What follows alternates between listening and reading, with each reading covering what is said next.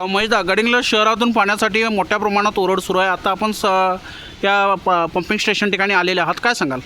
निश्चितच जर आता परिस्थिती बघितली तर पाण्याशिवाय काही होऊ शकत नाही. आणि जी ही गडिंग्लज शहराची जर पाण्याची अवस्था झाली बघितलेली आहे.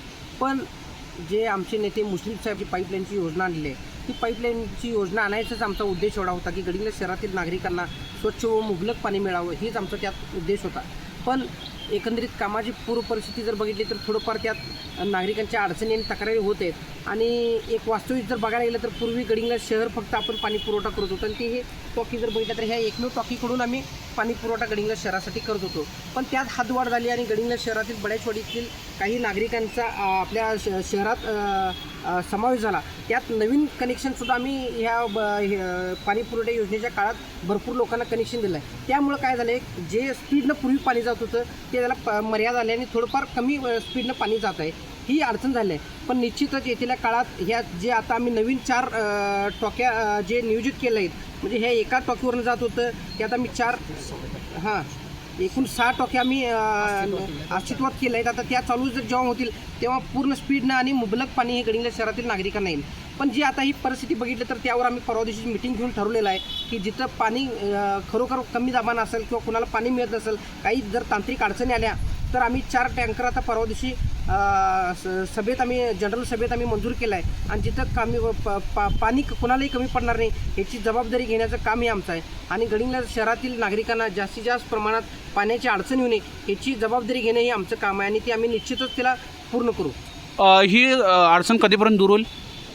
ही अडचण आता एक मला वाटते 2-4 दिवस, आता ही जी परिस्थिती आहे ती जरा एक 2-4 दिवस फक्त सहकार्य नागरिकांनी करावं असं मी नागरिकांना आवाहन करतो. यानंतर तशी काही अडचण येणार नाही. पण जर कुठं चुकून अडचण आलीच तर आम्ही पाणी पुरवठा टँकरनं आम्ही ज्या त्या नागरिकांचं जिथं फोन येईल, मी 2-4 दिवसात हेल्पलाईन चालू करणार आहे. आणि आमच्या नगरपालिकेचे एखादा कॉल नंबर आम्ही देणार आहे, त्या नंबरला फोन केलं तर तिथं लगेच तात्काळ त्यांना टँकर होण्याची आम्ही कारवाई करू. त्याला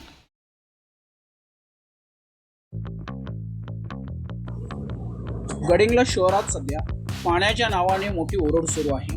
गेले काही दिवस शहरात 4-4 दिवस पाणी न येणे, रात्री अपरात्री पाणी येणे, कमी दाबाने पाणी येणे असे प्रकार सुरू आहेत.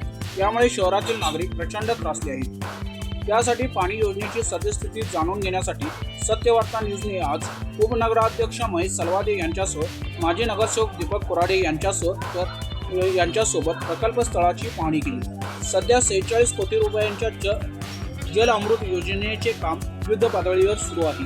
नवीन जलकुंभाची उभारणी करण्यात आली आहे. तर शहरात वाढीव हद्दीचा समावेश झाल्याने त्याचा सुद्धा परिणाम पाणी पुरवठ्यावर होत आहे. तसेच हे काम युद्ध पातळीवर सुरू असून लवकरच हे काम पूर्णत्वाला जाईल आणि शहरवासियांना स्वच्छ आणि पूर्ण क्षमतेने पाणी पुरवठा होईल, असे आश्वासन आज उपनगराध्यक्ष महेश सलवादे यांनी सत्यवार्ता न्यूजला दिले. वागवेकर साहेब, गडिंग्लज शहरात पाणी पुरवठ्याबाबत विस्कळीतपणा निर्माण झालेला आहे, काय सांगाल? आता तुम्ही इथं बघताय जलशुद्धीकरण प्रकल्पाचं काम चालू आहे. नवीन जलशुद्धीकरण प्रकल्पाचं जे काम आहे ते अस्तित्वातील जलशुद्धीकरण प्रकल्प जिथं आहे तिथंच चालू आहे. आता तुम्ही इथं बघाल तर हे जुनं चालू आहे आपलं, तिथं एरेशन फाउंटेन आणि हे नवीन फिल्टर हाऊसचं काम या जागेत होणार आहे. आता या नवीन जागेमध्ये 7 ते 8 पाईपलाईन आहेत जुन्या. त्या पाईपलाईनचं शिफ्टिंगचं काम आपलं गेल्या 8 ते 10 दिवसापासून चालू आहे. काम करायला सुद्धा इथं जागा नाही, माणसं हालायला सुद्धा जागा नाही आहे, अशी परिस्थिती आहे. त्यामुळं या गेल्या 4 ते 5 दिवसात जो पाणी पुरवठा विस्कळीत झालेला आहे त्याचं हे कारण आहे. त्यातल्या त्यात आपण आत्ता सध्या जे पंपिंग आपलं चालू आहे, 24 तास जॅकवेलचं पंपिंग चालू आहे. सदरचं काम करताना अर्धा तास 1 तास जरी कुठं बंद ठेवायचं झालं तरी तो सगळ्या भागांवर परिणाम होतो आणि पुढे 1-2 तास भाग सगळे लेट होतात. सध्या या कामाची सद्यस्थिती काय आहे? सद्यस्थितीमध्ये आता एरेशन फाउंटन जलशुद्धीकरण प्रकल्पातील एरेशन फाउंटन आणि क्लॅरी सेटलरचं काम आता इथं सुरू आहे. हे ज्यावेळी प्लिंथ लेवलला वर येईल त्या प्लिंथ लेवलला आल्याशिवाय आपण दुसरी खुदाई करू शकत नाही. ज्यावेळी हे आता वर येणार त्यावेळी आपण इथं फिल्टर हाऊस बांधणार. पण फिल्टर हाऊस बांधताना हा इथे अस्तित्वातील लाईन सगळ्या शिफ्ट कराव्या लागतात. आता ते आपल्या शिफ्टिंगचं काम 90% पूर्ण झालेलं आहे. येणाऱ्या 3 ते 4 दिवसात शिफ्टिंगचं काम पूर्ण होईल. पण दरम्यानच्या कालावधीत पाणी पुरवठा थोडा अर्धा तास 1 तास लेट होऊ शकतो.